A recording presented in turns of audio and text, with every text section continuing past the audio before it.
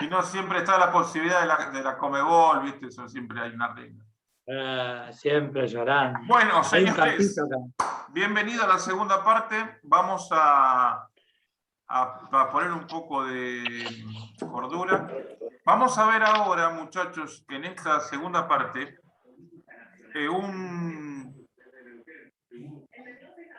una herramienta muy importante. Sí, me preocupa un poco la cantidad de ausencias que hay. Yo tenía conocimiento que Alegre estaba con algún tema que no podía venir, pero avisen a los compañeros que no falten porque se les va a Yo le complicar. mandé a Jiménez y no me contestó. Al chico, Bueno, viste, compañero, le mandé y no me contestó. pero sí, pero cuando en la semana díganle, che, no falten a esta clase porque Va a estar complicado. si vienen, Mañana y sí, toman nota. Mañana le comunico. Mañana le comunico, pero, pero... a ver, díganle, si venís y tomás nota de lo que se dice, aprobá la materia. Exacto. Si no venís, se te va a complicar, porque te va a costar más. Sí. Bueno, listo. Muchachos, vamos a ver entonces una herramienta muy utilizada en el ámbito de la industria para hacer un relevamiento del riesgo de trabajo que tienen las empresas. Ustedes saben perfectamente que las empresas todas tienen. Les pido por favor que me confirmen que ven el formulario. Sí, lo estamos mirando. Lo tengo en un teléfono, en otro teléfono lo tengo, lo estoy mirando. Está bien. Ahora veamos un poquito acá. Bueno, el Reglamento General de Riesgos Laborales es una documentación que todas las ART les piden a las empresas para que en forma anual lo presenten actualizado. Y lo que se busca con esto es tener claramente identificado cuáles son las condiciones. Esto es una foto. Esto, como viste, cuando ustedes van y sacan una foto de una situación, es ¡tac!, lo que está pasando en mi empresa hoy. ¿Sí? Puede ocurrir de que haya cosas que están en elaboración, que están mejorando. ¿Sí? Bueno.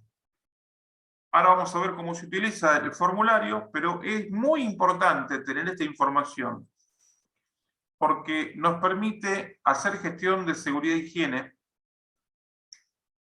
A los que hacemos seguridad e higiene nos viene el pelo. La RT nos pide todo esto. ¿Por qué? Porque además de las tareas, lo que nos piden es la nómina del personal y a qué tarea está vinculado. ¿Por qué? Porque quieren, bueno, les digo, vamos a ver todo lo que tiene que ver con los aspectos de seguridad e higiene, la exposición a sustancias riesgosas, productos químicos, ya lo vamos a ver, y la nómina del personal haciendo referencia a qué tareas realizan. ¿Por qué? Porque habíamos hablado en la materia anterior de que cuando contratamos personal, le hacemos antes del inicio un examen preocupacional. Pero una vez que está dentro del plantel, en forma anual, el costo a cargo de la RT, tenemos que hacer el examen periódico anual que consiste en una batería de estudios médicos, pero vinculados al tipo de tarea que realiza el hombre. Es decir, si yo tengo un operario de logística que puede estar expuesto al movimiento de carga pesada, y no le voy a hacer un análisis de sangre para ver si tiene algún contaminante químico. Le voy a ver la cintura, voy a ver el estado de las piernas, los meniscos, voy a sacar una placa de tórax, o sea, voy a adecuar los análisis de seguimiento en función de la tarea que cumple. Si la persona está en un área definida previamente como un área ruidosa, bueno, a ese personal le voy a hacer, además de los estudios generales, una audiometría. ¿Sí? Es decir, no es que a todo el personal se le hacen los mismos estudios médicos, sino que son selectivos en función de la exposición a los riesgos a los cuales puede estar sometido el hombre. ¿Está claro, muchachos? Sí. Bueno, vamos por un Sí, sí. profe. ¿Está claro, muchachos? Sí. Sí. Sí. Sí, profesor, sí. Sí, sí. Ahí va. Ahí. Más clarito, échale whisky. Ah, Ah, no. Agua, perdón. auspicia este espacio Jameson. Jack Bueno, Daniel. Eso no muchachos, habla español. esto es medicinal nada más. Para la voz. Sí, sí. Bueno, muchachos. Vamos a ver, obviamente que se cargan los datos de la empresa. Y vamos a ver ahora el relevamiento en sí mismo. Bueno, empieza haciendo preguntas concretas. Si se dispone de un servicio de seguridad y higiene, ustedes saben que la cantidad de horas profesionales a las cuales hay que cumplir está en función de la cantidad de personal que tiene la fábrica.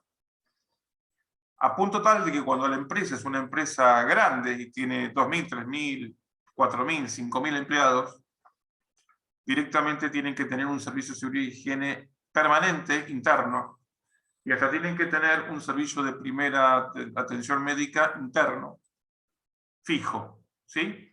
Cuando hablamos de una pyme con una cantidad menor de operarios, se establece un cuadro de cantidad de horas profesionales mínimas requeridas. 15 personas, 20 personas, son 8 horas mensuales, ¿sí? Ya el servicio de atención médica primaria es contratada, externa, contratada. Así que bueno, una de las cosas que me piden que yo declare el estado en que se encuentra la empresa. Entonces voy tildando donde corresponde, voy poniendo el tilde según corresponda, ¿sí? Del mismo modo el servicio de medicina del trabajo, lo que les decía recién. Después, empezamos a preguntas más concretas y no de menor importancia, como por ejemplo, el estado de las herramientas que se utilizan en planta. Miren, muchachos, me ha tocado visitar empresas donde las herramientas estaban todas en un cajón. En un cajón. O sea, se terminaba de trabajar, muy prolijo, la gente iba y tiraba todas las herramientas en un cajón. Todo, en un cajón. Obviamente no se iban a perder porque estaban todas ¿en dónde? En el cajón de las herramientas. ¿Cómo estaban? Como podían, oxidadas, rotas, las que tenían partes móviles o las que tenían algún tipo de articulación, la articulación floja, los elementos de corte totalmente desafilados, las sierras para cortar metal mal armadas, los mangos de las herramientas se salían, los elementos de las masas y todo eso, con los mangos rajados, un desastre. Todo esto genera las condiciones necesarias para el accidente. ¿Qué se requiere? Un adecuado almacenamiento y mantenimiento de las herramientas de mano. Las que, mucho más si se trata de herramientas de tipo eléctricas, ¿sí? O, por ejemplo, si se trata de elementos de izaje, como pueden ser una eslinga para usar en un puente grúa, que muchas veces uno va, hace el relevamiento, te llaman para hacer un relevamiento de seguridad en una empresa, y vos vas con el supervisor o con el dueño recorriendo la fábrica, y ves que están, por ejemplo, con el autoelevador levantando una carga del piso, y tienen unas eslingas que están todas retorcidas, oxidadas. Y ese elemento de izaje, habitualmente un buen mantenimiento implica que lo uso, lo llevo a un perchero y lo dejo colgando en forma natural, no forzada, y cada vez que lo necesito voy al perchero, lo retiro, lo uso y no lo dejo en el piso, porque en el piso le pasa un autolavador por arriba. Vos ves que están todos retorcidos, con alambrecitos salidos que se cortó. Bueno, así no, pero la realidad dice que es muy, muy habitual encontrar herramientas en mal estado. Entonces, las preguntas que sobrevienen tienen que ver con eso. El estado general de conservación, si se proveen herramientas aptas y seguras, si las que deben estar en vainas o en fundas lo están, si, por ejemplo, existe un lugar, ustedes vieron los tableros, el típico tablero de mecánico que tiene el juego de llave fija y tiene la silueta. Eso que parece ser una tontería es de vital importancia. Porque las herramientas son muy caras. Y hay otro problema acá, muchachos, el uso indebido de las herramientas. Muchas veces vos vas por la planta y vas viendo que hay un muchacho que, por no ir a buscar una teraza, con una llave fija está queriendo sacar un clavo de una madera. Con la llave fija. Le pega con un martillo la llave fija para hacer cuña y lo saca. Entonces, rompió la llave, no es seguro lo que está haciendo. Hay una suerte de axioma que dice: el uso indebido de la herramienta deviene siempre en un accidente, más temprano que tarde. Entonces, se analiza cada puesto de trabajo. Yo tengo un proceso industrial, como hemos visto en la materia anterior. Ese proceso tiene varias etapas lógicas de desarrollo. Se inicia en una operación, después esa operación pasa a otra. En cada puesto de trabajo hay una tarea que cumplir y las herramientas que se necesitan para cumplir esa tarea. Entonces, yo digo, bueno, en el puesto 1, ¿qué van a usar? Arco de sierra, limas, lima plana paralela, cepillo de acero, elementos para trazar, elementos de medición, martillo, punta de trazar, punto de marcar, cuños para numerar. Bueno, todas las herramientas de ese puesto tienen que estar en el lugar del puesto acondicionadas de la manera que conviene, bajo la responsabilidad del usuario. ¿Sí? Entonces, cuando se trata, por ejemplo, de herramientas eléctricas, los toma, las fichas de toma, cuentan con la pata de puesta a tierra. ¿Cuántas veces vas a fábrica y ves que te traen una moladora de corte, o un disco de corte, o una moladora que a mitad de cable está añadido con otro tramo de otro cable de otro tipo, de otro espesor, y con una vuelta de cinta aisladora como para que no te escapes, ¿viste? ¿Sí? Y vos ves que pone en marcha la máquina y donde están los carbones salen chispas violetas de todos colores. Los carbones ya no existen. Todo eso crea las condiciones necesarias para el accidente. ¿Hasta acá todo bien, muchachos? Sí, profe, yo te quería hacer una consulta, una duda. Sí, cómo no. Adelante, por favor. Se te cortó, Arielito. Estás con el... Ahí está, ahí. Dale. Ahí se escucha, ahí se escucha. Por ejemplo, la 7 que dice, las herramientas están en estado de conservación adecuado. Si cumple, pones cumple y listo. Sí, Por lo que exactamente. veo. No Cuando cumple, dice, si no incumple, tenés que poner la fecha que al lado dice en la cual lo regularizará. Exactamente, muy bien. Muy bien, compañerito, muy bien. ¿Qué es lo que está diciendo? Si yo verifico en términos reales que las herramientas no están en condiciones, tengo que armar un programa de adecuación. Entonces lo voy a consensuar con el dueño de la empresa, el que pone el dinero. Es decir, bueno, mirá, del reglamento... Le darías hasta cierta fecha, digamos. Claro, del reglamento surge que hay un montón de herramientas que hay que recambiar, hay que hacer una reparación general de todas las herramientas eléctricas porque están en malas condiciones. Decime en qué fecha tenés todo listo. Y dame 2 meses porque tengo poca plata. Bueno, 2 meses. Entonces, 2 meses rezando para que el tipo cumpla, ¿sí? Pero en 2 meses yo tengo que volver ahí y verificar que se cumplió. Ojo con esto, muchachos, porque si después que yo hago la declaración jurada, la envío y a los 15 días mando una denuncia de accidente donde un operario se electrocutó, o sea, esto no va a ocurrir porque en general, ¿no? Las fábricas tienen medios de protección en las instalaciones reactivos que reducen el riesgo de la salud de las personas. Pero ponele que no, que no. Yo presento la declaración jurada y a los 15 días estoy mandando un parte de accidente donde me preguntan, motivo del accidente,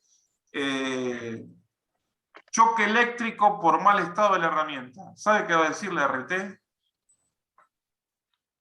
¿Quieren que lo diga acá? No lo voy a decir porque tenemos buen gusto en este horario de protección al menor.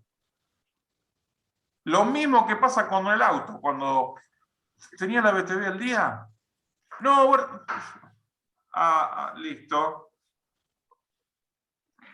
¿Está claro? Digamos, se lava las manos, vamos lo que es. Sí, Bueno, dicho en navarrense, sí. se lava las manos. ¿Eh? Saludos a la intendenta, a toda esa gente tan querida, tan linda. Bueno. Ayer estuve con ella.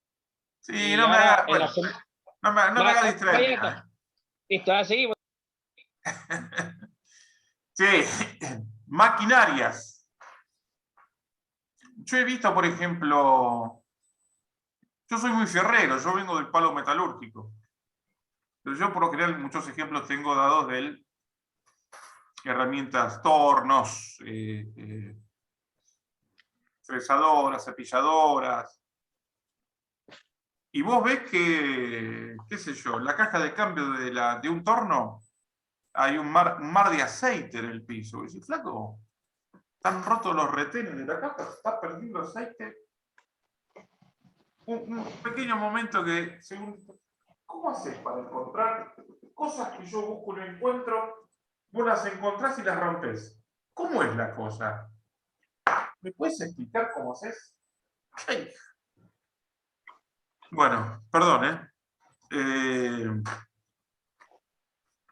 entonces, obviamente que el buen mantenimiento de una máquina es muy importante porque con esa máquina yo produzco y trabajo. Y me conviene tenerlas bien porque si no, elevo mi costo, ya no es negocio. Pero aún así, un día, yo les voy a contar después las condiciones que, bueno, les voy a contar ahora para que veamos a veces lo difícil, porque me mandan a hacer un trabajo para medir unas chimeneas de gas en una fábrica en Luján. Un concepto de fábrica totalmente obsoleto, donde era una empresa que fabricaba cámaras frigoríficas. Una cámara frigorífica, ni más ni menos que un monoambiente, si se quiere, hecho con paredes de chapa, con un intermedio de telgopor y fibra de vidrio. Entonces el tipo que hacía, se fabricaba el telgopor, se fabricaba la fibra de vidrio, fabricaba todo él. ¿Sí? Totalmente ineficiente. Porque... Pero el espanto me provocó ver cómo fabricaban la lana de vidrio. En principio la gente, toda gente de la zona rural de Luján, sin ropa de trabajo, el calzado eran alpargatas, y no sé si ustedes saben cómo se hace la lana de vidrio. No. Es un, No, no, no un lo sé. crisol. Un crisol es un horno. Un horno. No sé, pero sé que pica un montón. Exactamente. Ahora te voy a Iba a contar. decir lo mismo. Es un crisol, es un horno con una boquilla abajo. Es como un hornito al cual yo le pongo, ¿qué? Piedras canto rodados tipo las que están al costado del río. ¿Vieron cuando van a un río de la sierra? Que hay piedras redonditas de todos colores, rojas, marroncitas, amarillas. Bueno, esas piedras se colocan en ese horno se calienta. Cuando se funde la piedra, empieza a bajar por gravedad la piedra fundida con una densidad como si fuese miel que está cayendo. ¿Sí? Yo le regulo la boquilla al flujo de piedra diluida y cuando está empezando a caer en un hilito, yo le mando unos ventiladores axiales muy poderosos que hacen, hacen como una mezcla de todos esos hilitos de piedra y inmediatamente eso lo meto en un horno con una cinta transportadora, lo cocino y del otro lado me sale un compacto que es la famosa lana de vidrio, que ni más ni menos que lana de una piedra fundida. Como bien dice Robledo, cuando eso se enfrió, cada vez que se rompe un poquito, esos son micropartículas de vidrio, podríamos decir, que vuelan y se inhalan. Se inhalan porque si bien el cuerpo el sistema respiratorio tiene una serie de mecanismos de defensa al particulado normal que hay al polvo, que tiene que ver con los pelitos de la nariz, que no están solamente para molestar, sino que cumplen la función.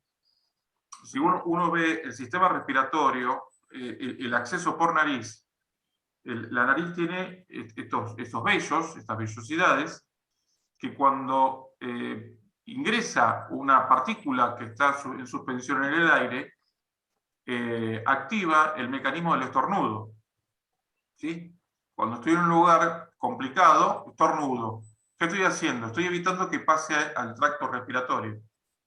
Lo expulsa. Si la partícula es menor y no es detectada por este primer sistema de defensa, todo el tracto respiratorio, tráqueas, está cubierto de moco. El moco no es una cosa que se usa nada más que cuando uno está resfriado. Tiene esta función preventiva, que es que se pega el particulado en esta sustancia y después se expulsa. Expulsa. Cuando la partícula, a pesar de todo, pasa, termina ingresando a los pulmones y ahí se deviene en una enfermedad que se conoce, una enfermedad profesional que se conoce como asbestosis. Es una enfermedad mortal, es una famosa enfermedad atribuible a la tarea en la minería, ¿sí? Estamos hablando todo sin el uso de elementos de protección personal. Estamos haciendo una descripción de la enfermedad profesional que se llama asbestosis. Entonces, a modo de evitar todo esto, siempre se le otorga elementos de protección personal para que no se inhale eso. Y hay, de acuerdo al tipo de contaminante presente en el aire, hay una amplísima oferta de productos para reducir ese efecto no deseado.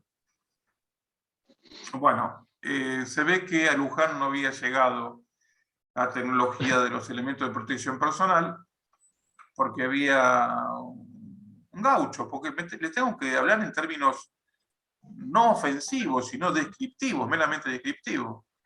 Un peón de campo, trabajando al final del horno de secado de la lana de vidrio, que estaba con una hoja de cuchillo, sin mango. Agradeceré evitar efectos de sonido alusivos al tema. Con un palito, que era la medida del largo de la lana de vidrio que tenía que cortar, y con eso cortaba, ¿sí? Sin guantes, sin nada, doblaba el paño y lo ponía en otra cinta transportadora. Bueno, era un galpón que cuando vos... Yo creo que había más agujeros que chapa de fibrocemento en el techo, porque se veía más adentro que afuera, y vos veías el destello permanente de todas esas partículas de vidrio girando, todas respiradas, todas respiradas. La persona con el tiempo desarrolla estas anestosis. Ricardo, una consulta. ¿Sí? ¿Y usted que va profesionalmente a hacer un mantenimiento, a hacer lo que tenía que hacer, en este caso, qué es lo que hace usted? Ya directamente le dice, mire, no puedo proceder a hacer mi tarea porque usted está infringiendo en las leyes de... Es todo un acá, tema, en este es caso. todo un tema. Es todo un tema. Me ha tocado casos donde vos vas por primera vez y te encontrás un desastre. Y la persona te dice, Usted no tiene, bueno, Ricardo, con esto, ¿cómo, Robledo? una pregunta que tiene que ver con eso. Usted no tiene potestad de clausurar eso. No. A eso Nosotros, quería yo también saber. nosotros somos Usted puede sugerir o asesores prevenir. externos. Ah, Asesores externos. Pero ¿qué pasa?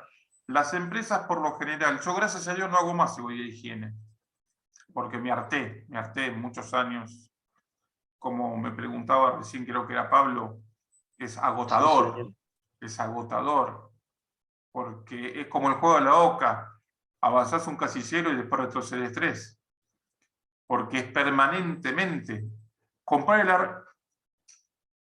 Sí, ahora voy a seguir con este tema. No vamos a avanzar más en el formulario porque así estamos equiparados con los otros grupos. Pero bueno, aprovecho sí, que ya quedan 10 minutitos nada más, aprovecho a complementar con algunos casos de la realidad. Sí, se llaman, ¿no? Incorporé 2 muchachos nuevos. ¿Cuándo? La semana pasada. Pero vos me tenés que avisar antes de que ingresen, porque yo, antes que la persona empiece a trabajar, hay que hacerle la charla de inducción. Le digo, me imagino que al menos tendrán la ropa. No, me parece que hoy llega. ¿Y los zapatos? No, ay, los muchachos le prestaron unos zapatos, pero no les qué. O sea, esa es la realidad. También hay empresas que antes, hay empresas que son diametralmente opuestas. Justo es decirlo. Entonces, uno les tiene que decir, o por ejemplo, vas un día a trabajar y te ves un tipo colgado de la cabreada. Digo, ¿y este hombre? No, viene a reparar el techo. Le digo, ¿vos sos consciente que si este hombre se cae haciendo una tarea dentro de tu planta, lo pagás vos como si fuese empleo tuyo? ¿Sí? Sí. ¿Sí? ¿Qué hacemos? ¿Lo bajamos? No, pero le queda poquito. Bueno. Entonces, ¿en qué? Nosotros tenemos un mecanismo de anotar todo. En la recorrida de planta del día 5 de octubre, en el sector tal, se verificó la realización de una tarea en condiciones de trabajo inseguras, motivada por ¿Me lo firmaste? Bueno, se te enojan. No, yo no te firmo nada, ¿vos te parece? Bueno. Entonces, es muy difícil, es muy difícil. Y después está lo Una pregunta, Ricardo. de decir, bueno, mira, si vos querés que trabajemos juntos, yo te voy a armar un plan de mejora. Vos tenés que estar contemporizando en que la gente trabaje segura y que el tipo no te empiece a llorar. No me alcanza la plata y vos me pedís todo esto. Hubo un ingeniero. Estaba habilitando la fábrica, una empresa de pigmentos para pintura, para tintas flexográficas, en el parque abierto de Almirante Brown. Para cómo se llamaba como yo. Tipo joven. Bueno, che, digo, mirá, acá terminamos esto. Digo, che, voy a... Dice, ¿puedo hacer un comentario? Digo, mira, la instalación. No, no empecés con esto de vuelta. Digo, Ricardo, hacé de cuenta que no te dije nada. Olvídate. No fui nunca más. Porque la verdad que en un punto vos no querés ser socio en la desgracia que se viene. Tipos que por ejemplo, habían enganchado una fábrica hermosa, bien puesta. Habían enganchado la baja de todos los recipientes de residuos de la ciudad de Buenos Aires. Esos recipientes que están en las esquinas. Una empresa recicladora de plástico. Un negocio para el tipo, porque sacaba un montón de plástico de ahí. Había que cortarlo. Entonces se armó una mesa de corte con una sierra sin fin. Y como el recipiente es tan grande, normalmente cuando se trabaja con eso, se trabaja con un bastidor. Vos colocás un bastidor que tiene unas rueditas. Entonces vos colocás el elemento a cortar sobre el bastidor, el operario toma el bastidor de costado, lo baja y hace el corte. Pero como no hizo el bastidor para ese producto, los operarios lo pasaban a mano. Les digo, mira, un día se te va a rebalar un muchacho y se va a degollar. Porque va a caer sobre la sierra, o se va a rebanar la cabeza. ¿Y saben qué, muchachos? Lo peor que ocurre. Yo, entre el 2012 y el 2014, estuve de intendente de fábrica en un parque industrial acá en Moreno. Y ahí también había una empresa de reciclado de plástico. Trituraban botellas, hacían PET. Y tenía dos operarios de mantenimiento, un muchacho paraguayo, muy trabajador, pero muy desprolijo. Muy desprolijo. Ellos tenían el servicio de seguridad propio, pero yo también fiscalizaba que cumplieran lo que el ingeniero les decía. Entonces paso un día y lo veo con unos contactores haciendo una prueba, había puesto todos los contactores en el piso, los enchufó a 220 y con un cable los probaba. Y vos veías que en el piso hacía trac, trac. Digo, pero te vas a electrocutar, loco. No, quédate tranquilo, no pasa nada, no pasa nada, no pasa nada, no pasa nada, güey. Un viernes fatídico, muchacho, un viernes. Paso a la mañana, estaba justo enfrente de mi oficina, había una calle interna. Yo llego a la mañana, me daba una recorrida por la fábrica a ver quién andaban y me voy a esta. Estaban trabajando, estaban haciendo mantenimiento. Tenían un molino de plástico muy grande, un molino rotativo con un rotor de 1 tonelada. O sea, el molino es un mamotreto con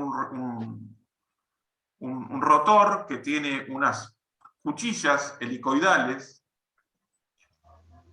adentro de una batea. Él desarmó en la parte superior del molino y lo que estaba haciendo era sobre el tambor retirar los filos, afilarlos y colocarlos. Ahora, era tan pesado el molino que para moverlo le daba torque con la llave de corriente. Le daba un golpe, movía el rotor y a todo esto estaba. Mientras hacía ese trabajo, hablaba con uno que estaba a 2 metros de él. No dije nada, ¿viste? Porque si no, después, que hincha pelota, ahí viene este hincha pelota. Me vuelvo a mi oficina. A las 2 horas hago así y lo veo venir al encargado corriendo a buscar al gerente que trabajaba en una oficina al lado mío. El paraguayo se cortó el brazo. Salimos todos corriendo y cuando voy para allá, lo que jamás quise ver, lo vi ahí. El tipo sentado en la vereda de la calle interna, todos los compañeros alrededor de él, el tipo sin el brazo, y al lado una bolsita donde estaba el brazo entero y la muñeca. ¿Qué pasó? En tanto estirarse así, darle torque a la máquina, metió la mano con el guante, se agarró de la batea, de donde rota el rotor del molino, lo enganchó, le enganchó el guante, le metió en la primera vuelta, le metió